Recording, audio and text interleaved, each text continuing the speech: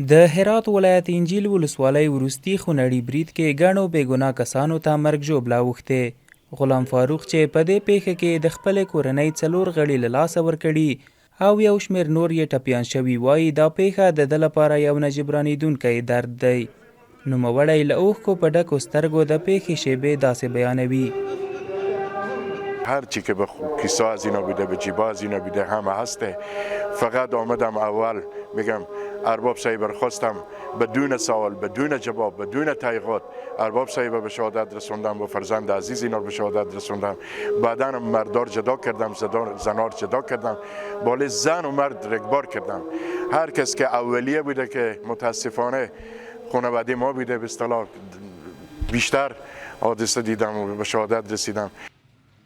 د شهید شویو کسانو ځینې نور خپلوان دا پیښه یو ستر جنایت بولي او له حکومت غواړي چې د دې برید عاملین ژر تر ژره وپیژني او د قانون منګولو ته وسپاري. دوی زیاتوي که د دې پیښې عاملین په وخت ونه نیول شي دا به د ورته پیښو د تکرار لامل شي. حتما این کار رسیدگی کنم و اینا رو به سزای اعمال برسونم که هم به اونا خدای نکرده مسئولیتی ایجاد نشه هم برای ما از این بیشتر داغ نبینیم دیگه. ما به همین خواهش از برادران خود داریم از برادر مهاجرت اسلامی خود داریم که ان شاء الله حتما این پیگیری کنیم. اینا به محیط میرسن و تیرباران میکنن مردم رو. حتی به طفل 6 ماهه مردم رحم نکردن و خواستم از دولت اینه که در اماکن مذهبی بیشتر تمرکز کنن.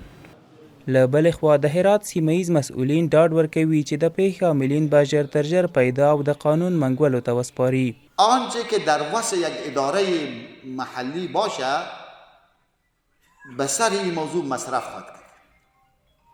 ولسوال انجیل را گفتم قماندان صاحب امنیه رئیس استخبارات این موضوع باید از اولویت های بسیار مهمشان باشه که نتیجه معلوم شود.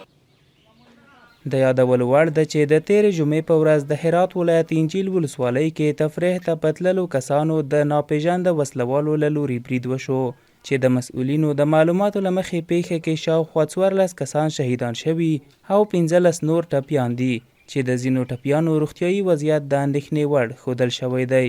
سید عالم هاشمي، هوریت رادیو، هرات.